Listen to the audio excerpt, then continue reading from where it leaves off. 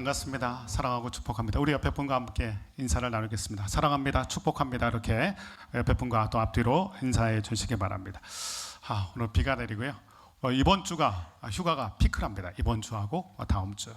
그래서 저희 위더처치 가족 중에서도 이번 주에 오늘을 끼고 또 휴가를 가신 분들이 있어서 오늘도 안 보이는 분들도 계십니다. 어디든지 간에 하나님을 경외하는 마음으로 예배자의 마음으로 있도록 중보해 주시길 부탁을 드립니다. 오늘 특별히 저희 예배에 귀한 분을 모시게 되었습니다.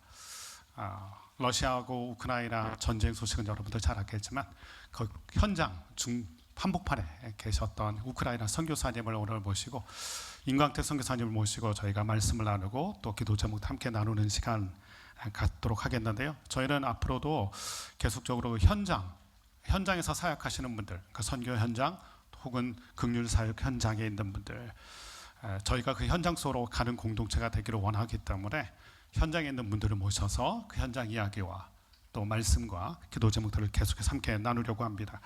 오늘 우리에게 주시는 말씀은 마가복음 4장 35절에서 41절인데요. 함께 자리에서 일어나서 모두가 자리에서 일어나서 하나님의 말씀을 저와 여러분이 한 절씩 교독하도록 하겠습니다. 제가 먼저 35절을 받들어 읽도록 하겠습니다. 그날 저물 때에 제자들에게 이르시되 우리가 저편으로 건너가자 하시니 그들이 무리를 떠나 예수를 배에 계신 그대로 모시고 가매 다른 배들도 함께 하더니 큰 광풍이 일어나며 물결이 배에 부딪혀 들어와 배에 가득하게 되었더라. 예수께서는 고물에서 베개를 베고 주무시더니 제자들이 깨우며 이르되 선생님이여 우리가 죽게 된 것을 돌보지 아니하시나이까 하니 예수께서 깨어 바람을 꾸짖으시며 바다더러 이르시되 잠잠하라 고요하라 하시니 바람이 그치고 아주 잔잔하여 지더라. 이에 제자들에게 이르시되 어찌하여 이렇게 무서워하느냐 너희가 어찌 믿음이 없느냐 하시니 함께 있습니다. 그들이 심히 두려워하여 서로 말하되 그가 누구이기에 바람과 바다도 순종하는가 하였더라. 앉으시기 바랍니다. 오늘 이 말씀대로 우리 가운데 이루어질 줄로 믿습니다.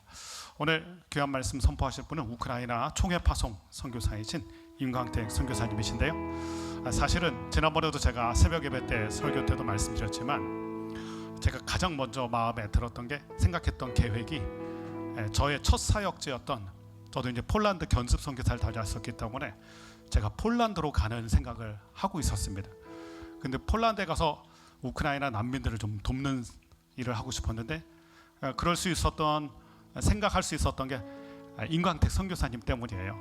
그래서 임광택 선교사님이 들어가실 수 있게 되면 같이 따라 들어가서 폴란드에서 난민을 좀 돌보는 사역, 안식을 하면서 좀 돌보는 사역을 하고 싶다. 이게 저의 첫 번째 마음에 들었던 생각이었거든요. 그런데 하나님께서 어떤 계획이 있으셨는지 임광택 선교사님이 전쟁 때문에 한국에 들어오시게 됐는데 임광택 선교사님이 발이 묶였어요. 총회 선교본부에서 보내질 않는 거예요. 그 덕분에 제가 폴란드를 안 가고 여기 있게 된 겁니다. 한국 땅에. 그래서 유더처치가 이렇게 같이 시작이 된 거죠. 하나님은 얼마나 어떤 계획이 있으셔서 또 우리를 이렇게 만들어 가시는지 모르겠는데 또한 그런 귀한 움직임 속에서 오늘 임광택 선교사님 모시게 됐고요. 임광택 선교사님을 통하여서 그쪽 상황들 또 하나님께서 어떻게 일하시는지 또 우리에게 어떤 기도 제목이 있는지 말씀을 통해 함께 선포해 주실 텐데 임광택 선교사님 나오실 때 사랑과 따뜻한 박수로 맞이해 주시기 바랍니다.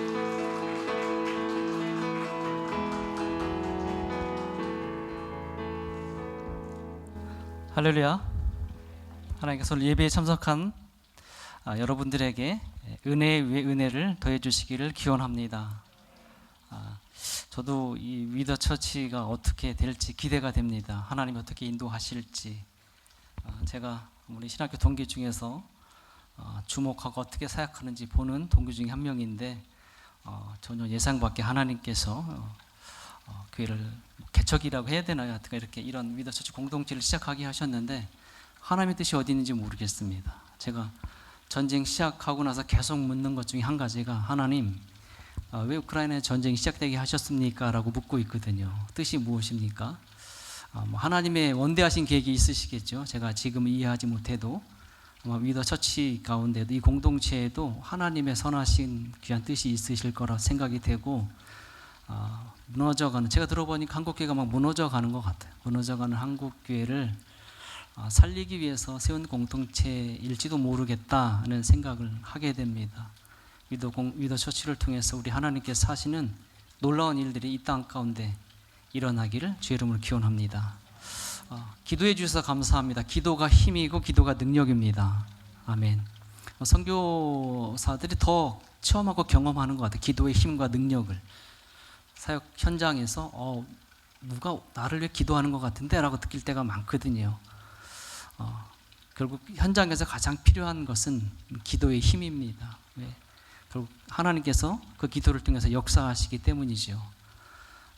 우리 위더 처치 생긴 지도 세워진 지도 얼마 안 됐는데 또 김평래 목사님 통해서 또 귀하게 특별 헌금을 해 주셨어요. 어떻게 쓸까 하다가 최근에 저희 신학교 졸업생이신데 그분도 피난민이세요.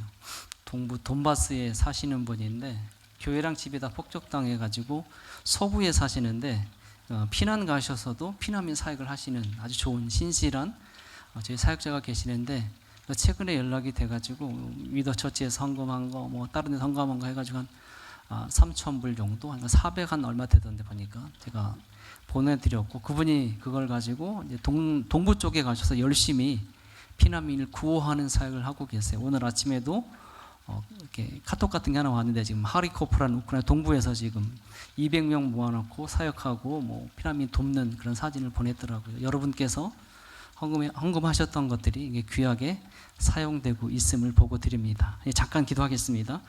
사랑과 은혜가 많으신 하나님 아버지 감사합니다. 말씀을 증거하는 자리에 세워주셔서 감사합니다. 저는 온전한 주님의 통로만 되게 해주시고 말씀을 듣는 우리들에게는 주의 말씀이 들려지는 은혜가 임하게 하여 주옵소서. 우리 주님 예수님의 이름으로 기도드립니다. 아멘. PPT를 보시면서 좀 설명 좀 해나가겠습니다. 저는 2004년 5월 23일 날 총회 파송을 받고 우크라이나 가서 사역하고 있습니다. 올해로 만 18년이 지나서 19년 차 선교사이고요. 우크라이나 전쟁 때문에 이제 할 수 없이 지금 한국에 들어와 있고 나가기를 이제 기도하면서 준비하고 있습니다. 한 장을 넘겨주시고요. 한 3분 20초 되는 영상인데 잠깐 보시고 제가 또 말씀 나누도록 하겠습니다.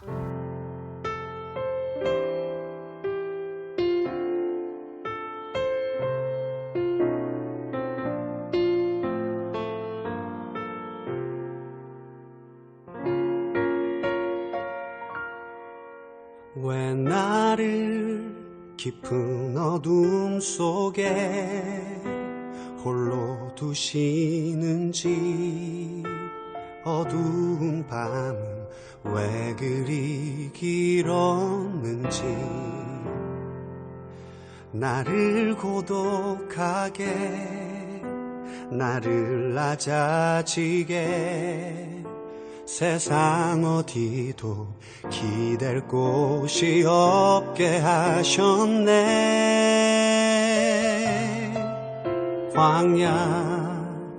광야에 서 있네.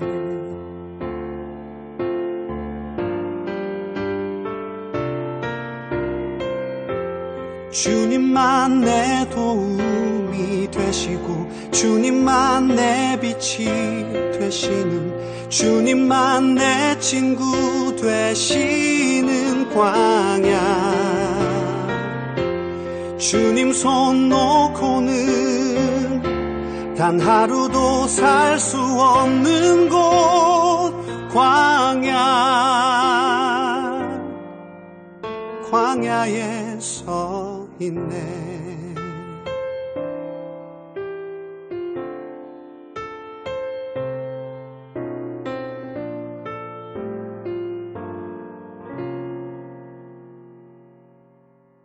왜 나를 깊은 어둠 속에 홀로 두시는지, 어두운 밤은 왜 그리 길었는지,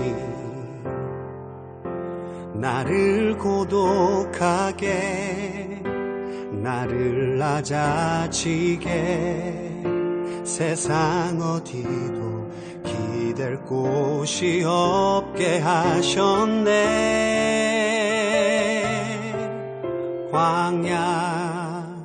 광야에 서 있네.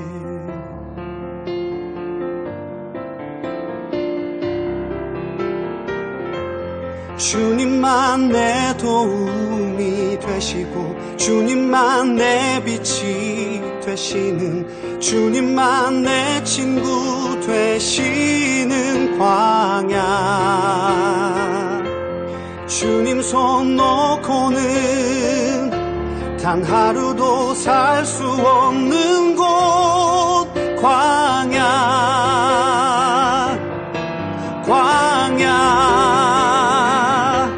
주께서 나를 우크라이나 이야기인데요.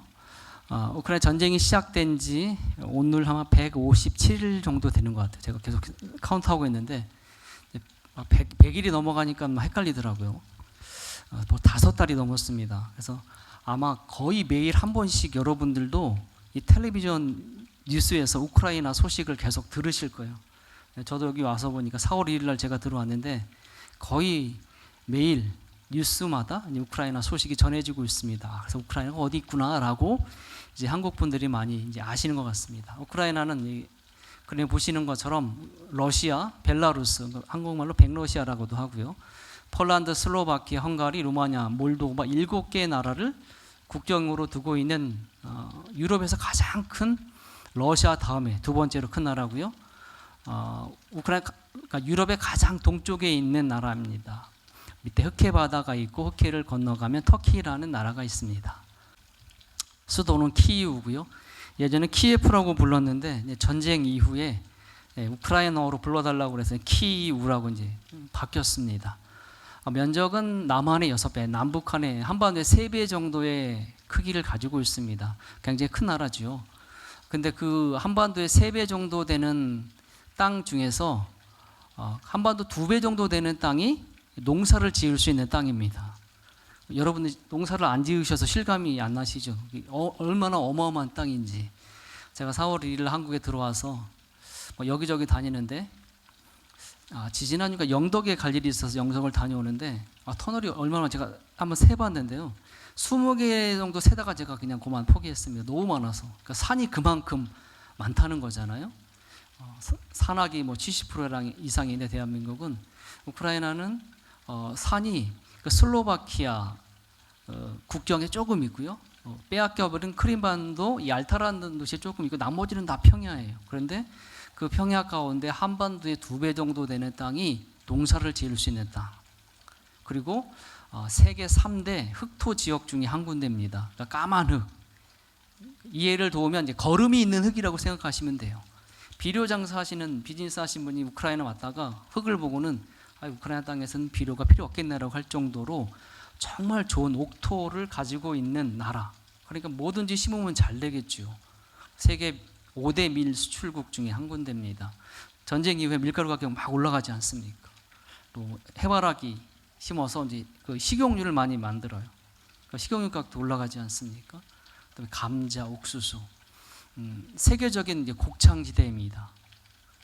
제가 사실은 나올 때마다 어느 교회를 가면 우크라이나가 세계적인 곡창지대랍니다라고 늘 얘기하거든요. 근데 우크라이나 전쟁 때문에 이제 관심이 있으셔서 그런지 어떤 집사님이 저한테 오더니 선교사님, 우크라이나가 곡창지대인 거 지금 알았습니다. 그래서 집사님 제가 몇 번 얘기했잖아요. 그러니까 관심이 이제 별로 없으셨던 것 같아요. 들었는데 관심이 없다. 우크라이나 전쟁 때문에 관심이 생기시니까 우크라이나 이런 나라였구나, 이렇게 넓은 땅을 갖고 있는 나라였구나라고 관심이 생기니까 또 기도하시니까 조금씩 더 아시는 것 같아요. 인구는 4,200만입니다. 제가 처음에 갔을 때 2004년도에 통계는 4,600만 정도 됐어요. 400만 정도가 줄었죠. 19년 정도. 전쟁 때문에 준 게 아니고 1인당 GNP가 4,000불이 안 됩니다. 한국이 3만 불이니까 10분의 1뿐이 안 되겠죠. 가난하고 또 특별히 2008년도에 IMF가 시작됐습니다. 한국은 2년인가 3년 만에 졸업했잖아요. 유례가 없는 나라인데 2008년도에 IMF가 지금까지 계속 오고 있어요. 그 말은 경제적으로 굉장히 힘들다는 이야기고 그것 때문에 많은 사람들이 일자리를 찾아서 유럽으로 미국으로 다 해외로 계속 빠져나가고 있다 보니 19년 정도 시간이 흐른 다음에 보니까 400만 정도 가까이 빠졌습니다. 전쟁 전 통계입니다. 그리고 전쟁 시작되기 직전에도 한 200만 명 정도가 유럽에서 이제 일하고 있었어요. 전쟁이 시작되고 나서 800만 명 정도가 국경을 넘었고요. 200만 명이 돌아왔다고 합니다. 그러니까 실제로 지금 현재는 4,200에서 600만 빠지면 한 3,600만 정도 있겠죠. 그래서 좀 인구가 계속 줄어들고 있는 그런 상황이 있고요. 공용어는 이제 우크라이나입니다. 뭐 우크라이나니까 당연히 우크라이나고요. 러시아도 이제 통용돼서 사용되고 있습니다. 예전에 우크라이나가 74년 동안 공산주의 지배를 받았습니다. 우리가 소비에트 연방, 소련이라는 그 시절 때 74년 동안 공산주의 지배를 받을 때 그때 공산주의가 여러 가지 했는데 한 가지 해놓은 거 있어요. 특별히 언어를 다 통일해 버렸습니다. 중앙아시아, 러시아, 우크라이나, 뭐 벨라루스 다 러시아로 통일해놔서 러시아만 하면 다 통용될 수 있어서 독립한 이후에도 계속해서 러시아가 통용되고 있고요. 실제로 저희 우크라이나의 선교사님 가정이 한 65가정 정도 있습니다. 65가정 정도 있는데 한 반절 정도가 러시아, 중앙아시아에서 추방당해서 오신 선교사님들이세요. 왜냐하면 거기가 러시아를 쓰기 때문에 바로 언어 적응할 필요 없이 바로 사역할 수 있기 때문에 오시는 선교사님들이 그만큼 계셔요. 그래서 러시아가 통용되는 나라고요. 종교는 이제 정교회입니다. 우리가 러시아 정교회 이렇게 말을 많이 하는데 러시아 정교회가 시작된 시작점이 바로 우크라이나 키이우입니다. 그러니까 988년, 1030년인 훨씬 전에 그 키이우 공국을 다스리고 있던 블라디미르 대제라는 분이 그 당시 그리스 정교회를 국가 종교로 받아들였어요. 그래서 키예프를 흘러가는 드니에프르라는 강이 있습니다. 남쪽으로 흘러 석해까지 흘러 들어가는데 그 드니에프르 강에서 세례받고 기독교인이 되었습니다. 그 옛날에는 왕이 세례받고 기독교인이 되면 그 나라가 자연스럽게 기독교 국가가 됐죠. 그리고 거기에 사는 국민들, 백성들도 자연스럽게 기독교인이 됐습니다. 그래서 우크라이나는 이미 1000년이 넘은 기독교 국가입니다. 그런데 공산주의 74년을 거치면서 그 종교적인 것들이 많이 이제 무너져 버렸지요. 그래서 지금은 한 50%도 안 되는 것 같아요. 정교에서는 우리는 80% 이상이다라고 이야기합니다. 왜냐하면 유아 세례만 받으면 다 자기 교인들이라고 치니까 저희는 신앙 고백을 해야 되잖아요, 자기의. 80%라고 얘기하는데 제가 보기에도 아닌 것 같아요. 왜냐하면은 무종교인들이 계속해서 늘어나요. 젊은 사람들은 거의 종교에 가지 않습니다. 그냥 유럽이랑 똑같아요. 세례 한번 받으러 나오고 어렸을 때, 아기 때 결혼식 때 오고 장례식 때 오고 유럽이랑 패턴이 똑같은 나라이기 때문에 50%도 될까? 제대로 믿는 사람들이 아마 극소수인 것 같습니다. 가톨릭이 한 7% 됩니다. 우크라이나 서부에 폴란드가 있는데 예전에 폴란드 지배를 좀 받았거든요. 폴란드는 가톨릭 국가입니다. 그래서 가톨릭이 한 7% 되고요. 개신교가 한 3% 정도 됩니다. 제가 처음에 갔을 때 뭐 작으면 2%, 보통 2.5% 얘기했는데 19년 사역하는 동안 그렇게 많이 늘지를 않았어요. 그만큼 전도하기가 쉽지 않다는. 왜냐하면 1000년 이상의 정교회가 그들의 문화와 삶을 다 지배하고 있기 때문에 그런 것 같습니다. 저는 저희 선임 선교사님 때부터 개신교 3%인 개신교의 어떤 교단과 함께 교회와 신학교를 협력해서 같이 일해오고 있습니다. 네, 고난의 역사. 아까 땅이 되게 좋다고 그랬잖아요. 너무 기름진 땅이니까 그 땅을 탐내는 많은 나라들이 있었습니다. 그래서 이 폴란드, 리투아니아 지배받았고 오스트리아 제국의 지배도 받았고 러시아의 지배도 받았고요. 그리고 1240년쯤에는 한 200여 년간 몽골의 지배도 받았습니다. 그러니까 계속 이민족들의 침략을 당하는 역사를 갖고 있어요. 고난의 역사. 우리 역사와 거의 흡사하죠. 저희 대한민국의 반만 년의 역사도 계속 이민족들로 인해서 침략받는 역사잖아요. 제가 교인들에게 우크라이나에서 그런 얘기하면 고개를 끄덕끄덕거려요. 왜? 자기네 역사가 너무 똑같으니까 한국의 역사가. 그래서 우리 전통 음악은 한이설에서 단조로 되어 있잖아요. 들으면 구슬프지 않습니까? 그러니까 우크라이나의 전통 음악도 단조로 되어 있고 들으면 구슬픕니다. 그러니까 이 고난의 역사가 음악에 담겨져 있기 때문에 그런 것 같습니다. 그리고 근대사에 와서도 그 고난은 계속 되풀이되고 있습니다. 1921년, 22년, 32년, 33년. 그러니까 스탈린이 지배하고 있던 시대입니다. 아시는 것처럼 스탈린은 독재자이면서 살인자죠. 스탈린 때 수천만 명의 사람들이 죽었습니다. 우크라이나 땅이 좋다고 했잖아요. 많은 농토를 소유한 지주들이 있었습니다. 그 지주들을 잡고 또 농지 개혁을 하기 위해서 농사를 잘 짓게 하고는 가을에 군인들을 동원해서 철조망을 다 치고 수확을 못하게 했습니다. 수확하러 들어가면 군인이 지키고 있다 총으로 쏴 죽이고, 그러니까 사람들이 무서워서 수확을 못하지요. 그러다 보니까 32년, 34년 눈앞에 먹을 것이 있음에도 불구하고 굶어서 죽은 사람들이 800만 명 정도 됩니다. 홀로도모르라고 해서 지금도 우크라이나 사람들을 기억하고 있습니다. 그때를 잊지 말자고 이야기하고 있습니다. 우크라이나 다운타운에 가면 홀로도모르라고 하는 것들을 기념하는 기념비를 세워놓고 있습니다. 좀 더 최근으로 오면 1986년도 체르노빌이라는 도시가 제가 사역하는 키우에서, 수도 키우에서 북쪽으로 90한 23km, 서울에서 1000안 정도 되는 거리입니다. 거기 체르노빌이라는 도시가 있고 거기 원자력 발전소가 있었는데 원자력 발전소가 폭발되는 사고가 일어납니다. 그래서 그 사고가 또한 우크라이나 사람들의 어떤 생활과 질병 같은 여러 군데 큰 영향을 끼쳤고요. 91년도에 드디어 이제 소련에서 독립해서 독립국이 되었습니다.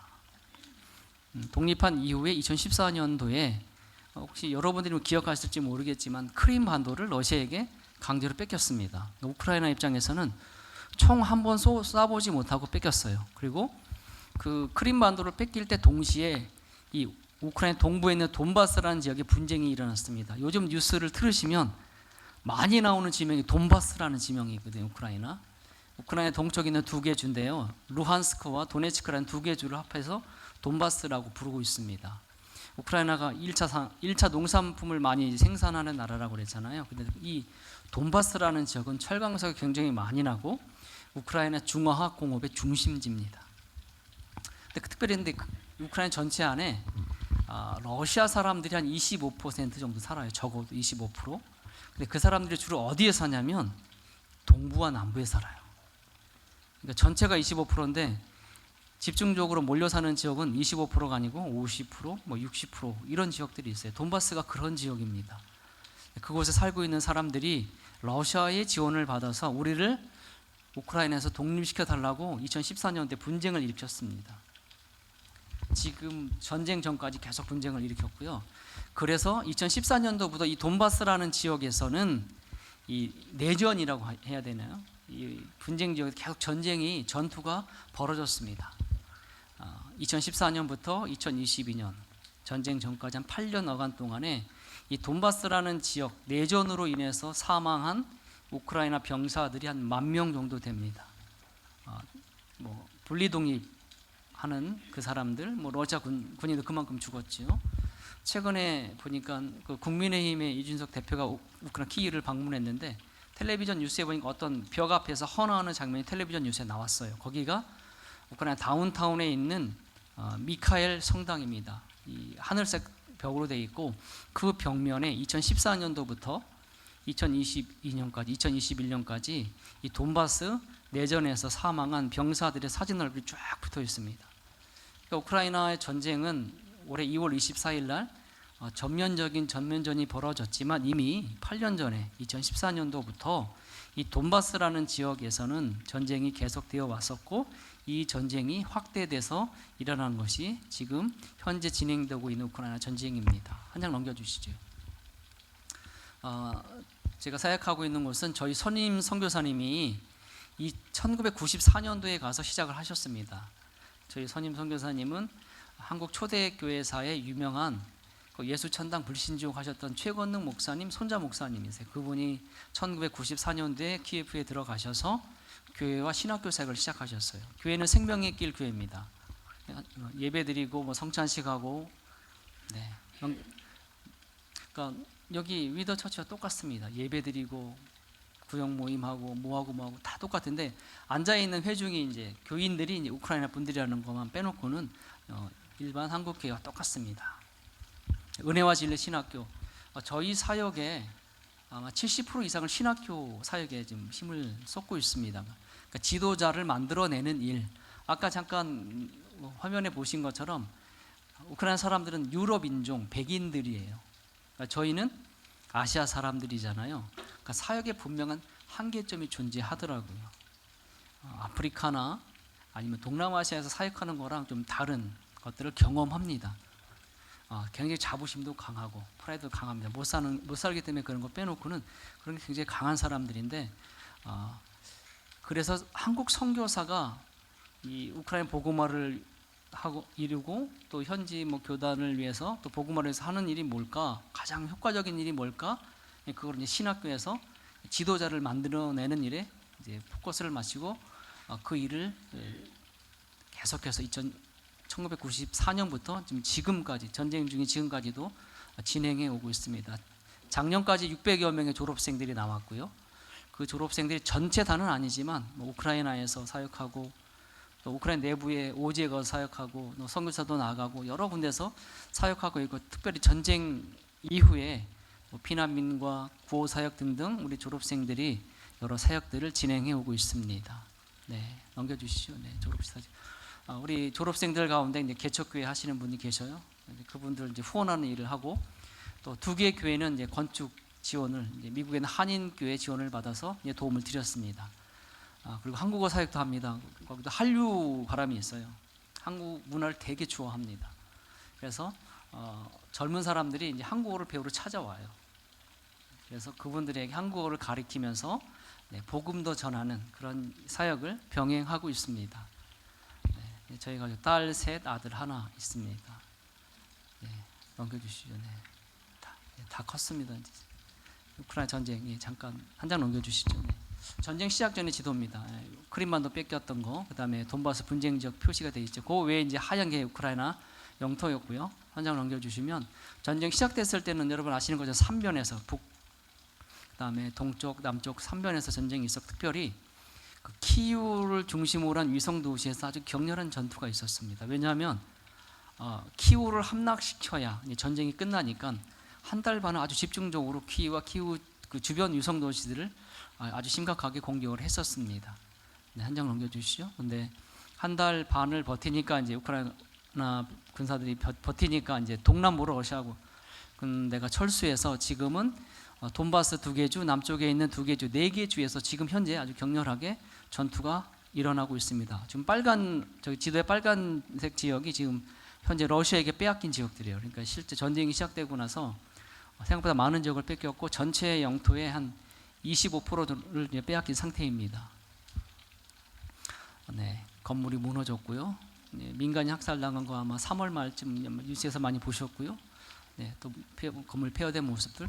요 세 개 사진, 스틸컷에 나오는 사진에 있는 도시가 이르빈 부차라는 도시입니다. 거기가 어디냐면 아까 저기 건물 센터 보셨는데, 거기에서 차 타고 한 20분 정도만 가면 되는 아주 가까운 위성 도시예요. 그래서 굉장히 전투가 심하게 벌어져서 저 안에도 굉장히 기도 많이 했어요. 왜냐하면 적이 뚫리면 저희 센터까지 바로 러시아군이 내려오거든요. 그래서 기도를 많이 했던 지역이고, 그러니까 저런 지역들, 그리고 저 지역은 특별히 제가 많이 다녔던 지역이에요. 현지 교회도 사역들에서 많이 현지 교회도 방문하고, 또 우리 사역자들도 많이 일하는 지역이기 때문에 저런 지역들이 아주 심하게 망가지는 모습, 폭격당하는 모습을 보면서 이 전쟁이 얼마나 비참한지를 다시 한번 깨닫게 되었습니다. 그리고 전쟁이 시작되고 한 2달 정도는 저희 교회 지하에 저 그림에 보시는 것처럼 2층 침대로 기숙 시설이 있어요. 신학교가 있어서 학생들 교육시키는 시설이 있는데 지하에 한 50여 분 이제 주무실 수 있어요. 그래서 전쟁이 시작되고 2달 정도 그 기간 동안에 저희 교회 지하에 저희 교회 교인들, 그리고 그 교인의 지인들, 그다음에 믿지 않는 사람들, 주변에 있는 사람들에서 50여 분이 생활하셨어요. 그다음에 식사도 하시고, 그러다가 2달이 지나고 러시아군이 동남부로 물러가면서 이제 예배를 이제 2층에 올라와서 본격적으로 드리기 시작했습니다. 한 30여 분 정도 예배 드리고 저희 교인들도 많이들 이제 서쪽으로 피난 가셨고 또 유럽으로도 피난 가셔서 아직 다 돌아오지 못하셨습니다. 그래서 지금 현재는 이제 30여 분 예배 드리고요. 신학교도 강의가 중단됐다가 5월 말부터 우크라이나 서부는 조금 안전지대거든요, 지금 현재. 그래서 서부에 있는 과정들을 중심으로 해서 교육이 시작되었습니다. 네, 강의하는 모습입니다. 전쟁 중에 지금 5월 말에 6월 초에 강의했던 모습이고요. 저는 사실은 뭐 긴급 구호 사역을 하지는 않습니다. 왜냐하면 저는 제가 사역하는 현장이 지금 제가 없을 뿐이지 교회도 예배도 드리고 뭐 신학교도 계속 운영되고 때문에 저는 그 현지 제 사역과 직접적인 일들을 하고 대신 한국 교회에서 이제 긴급 구호, 뭐 피난민 사역에 관심 있는 교회들이 있더라고요. 그래서 그런 교회들을 연결시켜주는 작업을 하고 있습니다. 그래서 국정선에서 일하는 뭐 선교사님, 또 제가 협력했던 현지 교단이 구호사역을 굉장히 잘합니다. 그리고 저희 졸업생 중에서 또 굉장히 잘하시는 두 분이 계셔요. 그래서 그분들에게 긴급 구호, 뭐 피난민 사역을 연결하는 작업하고 있습니다. 그래서 제가 물건을 사서 포장해서 차에 실어서 지금 현장 우크라이나거든요. 저 보이는 그림이 우크라이나 현지에 가서 필요한 사람들에게 이제 피난민들에게 물건을 전달하는 그런 사역을 하는 분들을 뒤에서 돕는 연결하는 일을 하고 있습니다. 하나님이 우리와 함께 하신다. 하나 넘겨주시면요. 시편 91편 2절에 있는 말씀인데 그런 나의 피난처 요새여 의뢰하는 하나님이라. 이 말씀 간판이 키이우 중심부에 서기 시작했어요. 그러니까 한국으로 치면 종로 한복판에 강남 한복판에 말씀 간판에 쓰는 거예요. 전쟁 전이라면 거의 있을 수 없는 일입니다. 근데 전쟁이 일어나서 가능한 거거든요. 말씀을 통해서 사람들에게 위로하자, 또 뭐 예수를 전하자 이런 것도 포함되어 있습니다. 제가 처음 말씀을 시작하면서 저도 이제 하나님께 계속 묻고 있었다고 그랬죠. 하나님 왜 이 땅에 전쟁이 시작됐습니까? 제가 살아보니 너무도 착하고 순박하고 좋은 사람들, 이 잔인한 전쟁이 어떻게 이 땅에 일어나게 하셨습니까? 계속 묻고 있는데 물론 시간이 많이 지나서 오늘을 기억하면 그래서 그때 하나님께서 이 전쟁이라는 것들을 허락하셨구나라고 제가 이해할 수 있는데 지금은 아닙니다. 지금 계속 묻고 있습니다. 최근에 하나님께 주시는 마음들은 아까 복음의 확장이었는데 화면 잠깐 띄워주시면 복음의 확장이었는데 저는 복음의 긴급성에 대해서 하나님 계속 생각하게 하셨어요. 그러면서 뭘 오버랩 시키셨냐면은 코로나 때를 오버랩 시키셨어요. 우크라이나 같은 경우는 한국보다 훨씬 더 많이 이제 한국이 이제 얼마 이제 확장되지 않을 때 우크라이나 굉장히 많이 폭발적으로 늘어났었고 굉장히 많은 분들이 돌아가셨거든요. 2년 동안에 한 10만 명 이상이 사망했어요. 한국은 이제 2만 4천 명 정도 되는데, 근데 가만히 정말 생각하니까 하나님이 생각나게 하셨는데 코로나 때는 이 사람들이 코로나 걸려서 죽기 전에 만약에 잘못되기 전에 예수 믿어야 할 텐데 라고 제가 생각하지 않고 있었다는 걸 하나님 깨닫게 하셨어요. 무슨 생각했냐면 그때는 어떻게 하면 감염되지 않을까, 그 사람 마스크를 안 쓰려고 하거든요. 어떻게 하면 이 사람들 마스크를 씌우게 할까, 그래서 예배에 참석하게 할까, 어떻게 하면 손을 잘 하고 방역 그런 시스템을 잘 따라가게 할까, 여기에 너무 많은 관심들이 있었어요. 그런데 우크라이나 전쟁이 시작되고 나서는 저도 모르게 제가 제 안에서 언제 미사일이 떨어질지 모르고 언제 총알이 날아다녀서 죽거나 다칠지 모르는데 저 사람들이 그렇게 되기 전에 예수 믿어야 될 텐데 라고 제가 생각하고 있었어요. 그걸 최근에 생각나게 하시더라고요.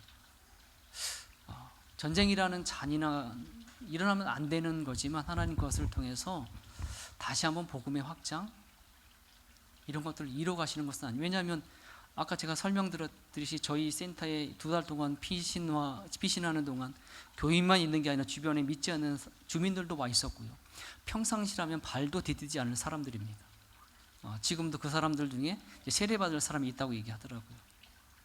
그리고 또 현지에 있는 분들 이야기 들어보니까 각 교회들마다 그렇게 예배하는 사람들이 많이 찾아온대요. 전쟁이라는 것 때문에 마음이 많이 무너져 내리고 복음의 수용성이 굉장히 높아진 거예요. 그래서 그들이 하나님을 찾는 거예요. 한국교회 와서 보니까 다음 세대 얘기를 굉장히 많이 하시더라고요. 특별히 코로나 때문에 성인들은 70에서 80% 회복되는데 다음 세대는 뭐 40%도 안 된다고 얘기하더라고, 회복되는 게. 그 다음 세대를 걱정을 굉장히 많이 하시더라고요. 이 복음의 긴급성, 우크라이나의 전쟁이라는 상황 때문에 복음의 긴급성을 생각을 했는데, 사실 우리들도 가만히 생각해 보면 우리는 지금 영적인 전쟁터에 우리는 지금 살고 있는 거거든요. 우리가 인식하지 못하고 있을 뿐이지, 가끔가다 한 번씩 인식하죠. 아, 그래, 영적 전쟁이지. 근데 실제로 우리는 영적 전쟁터에 있는 거거든요. 그때 우리가 정말 복음의 긴급성에 대해서 한번 생각해 볼 필요가 있다고. 내가 예수 그리스도가 구주라고 말로 증거하든지, 나의 삶을 통해서 보여줘서 보는 사람이 변화가 되든지, 하나님은 나를 통해서 예수 믿는 사람들, 예수 그리스도를 구주로 고백하는 사람들이 늘어나기를 주님은 원하고 있다는 사실입니다. 아마 이 전쟁을 통해서 다시 한번 그 복음의 긴급성에 대해서 주님은 우리들에게 알려주시는 것은 아닌지 그런 생각을 하게 됩니다. 우리 위더 처치를 통해서 하나님이 어떤 공동체를 이루실지는 모르지만, 이 공동체를 통해서, 여러분들을 통해서 정말 많은 사람들이 예수 그리스도를 만나고 하나님의 자녀가 되는 놀라운 역사가 있기를 주의 이름으로 기원합니다. 오늘 하나님의 말씀 잠깐 보겠습니다. 예수님께서 갈릴리 호수에서 사역하시고 사역을 마치시고는 배를 타고 제자들과 함께 이제 건너편으로 건너가실 때 발생한 일입니다. 큰 광풍이 일어서 배에 물이 가득하게 되었습니다. 이때 상황을 제자들은 이렇게 표현합니다. 예수님, 우리들이 죽게 된 것을 돌아보지 않으십니까? 무슨 말입니까? 죽게 되었다는 거예요. 죽을 위협에 처하게 됐다는 거예요. 광풍 때문에. 그러니까 예수님의 제자들이 예수님과 함께하고 있었어요. 그런 제자들이 죽음의 위협을 느꼈습니다. 저도 이 말씀을 개인적으로 준비하면서 위안을 받았습니다. 하나님, 그렇군요.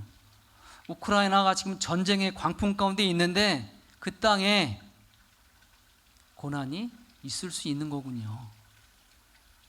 우리가 주님과 동행한다고 해서 불행 끝 행복 시작 아니잖아요. 좋은 일만 생기는 거 아니잖아요.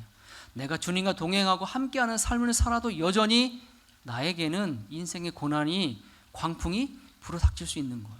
각자에게 다른, 경제적이든 자녀의 문제든 학업의 문제든 취업의 문제든 신앙의 문제든 영적인 문제든 인생의 광풍이 나에게 막 불어닥칠 수 있다는 거예요. 내가 주님과 함께 하고 있음에도 불구하고 절대 낙담하거나 저처럼 하나님을 원망하지 마십시오. 제자들이 오늘 예수님께 나왔습니다. 예수님은 배 뒤편에서 베개를 베고 편안히 주무셨습니다. 제자들이 죽게 됐다는 표현을 쓸 정도인데 예수님께서 잠을 주무신다? 사람이라면 있을 수 없는 일입니다. 예수님의 제자들은 그들 중에 베드로, 야고보, 요한이 있습니다. 직업이 뭔지 아시잖아요. 갈릴리 호수에서 한평생 고기잡이 했던 어부들이에요. 전문가들이에요. 근데 그 사람들이 죽게 됐다는 표현을 쓰는 거예요. 그러니까 잠을 잘 수 있는 형편이 아니라는 거예요. 그런데 예수님은 아주 편안하게 잠을 주무시고 계셨어요. 이 말은 무슨 말이냐면 이런 광풍이 예수님에게 전혀 영향을 미칠 수 없다는 거예요. 그렇기 때문에 예수님만이 인생의 광풍 가운데 있는 제자들과 우리들을 구해줄 수 있는 유일한 분이 바로 예수 그리스도라는 사실입니다. 믿으십니까? 예수님의 제자들 베드로, 야고보, 요한 전문가예요. 전문가. 고기 잡는 전문가. 그 물길을 잘 아는 전문가. 그런데 전문가가 인생의 광풍을 해결할 수 없어요. 세상의 전문가들이 해결할 것처럼 보이지만 절대 해결 못합니다. 오직 예수 그리스도 그분만이 완벽하게 해결해 주시는 분이신 줄로 믿습니다.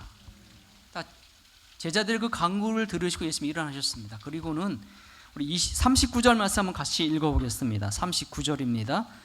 예수께서 깨어 바람을 꾸짖으시며 바다더러 이르시되 잠잠하라 고요하라 하시니 바람이 그치고 아주 잔잔하여지더라. 아멘. 할렐루야. 제자들이 예수님 앞에 나왔던 그 근본 문제를 예수님께서 바로 해결하셨습니다. 바람을 꾸짖고 바다더러 이르시되 잠잠하라 고요하라 말씀하셨더니 아주 잔잔하여졌습니다. 우리가 우리 인생의 문제 앞에 고난 당하고 있을 때 주저없이 주 앞에 나가십시오. 주님을 부르십시오. 간구하십시오. 주님이 일어나셔서 우리들이 갖고 있는 인생의 문제, 인생의 광풍을 향해서 주님께서 잠잠하라, 고요하라 말씀하시면 우리가 갖고 있는 인생의 문제들이, 그 광풍들이 잠잠해지고 고요하게 될 줄로 믿습니다. 여러분의 인생 가운데 이 위더 처치가 그렇게 역사하시는 그 예수님을 꼭 만날 수 있기를 주의 이름으로 기원합니다. 지금 우크라이나는 전쟁의 광풍 가운데 있습니다. 여러분께서 기도의 방패를 쌓아 주십시오. 주님께서 우리들의 기도를 들으시사 그 전쟁의 광풍 가운데 향해서 잠잠하라고 고요하라고 말씀하시면 그 전쟁의 광풍이 잠잠해지고 고요하게 될 줄로 믿습니다. 아멘. 사랑과 은혜가 많으신 하나님, 감사합니다. 인생의 고난과 또 광풍이 닥칠 때 낭망하거나 좌절하고 낙심하지 않게 하시고 우리 주 앞에 나가고 주께 간구하게 해주셔서 그 모든 것들을 잠잠하게 하시는 우리 주님을 경험하는 저희 모두가 다 되게 하여 주시옵소서. 우리 주님 예수님의 이름으로 기도드립니다. 아멘.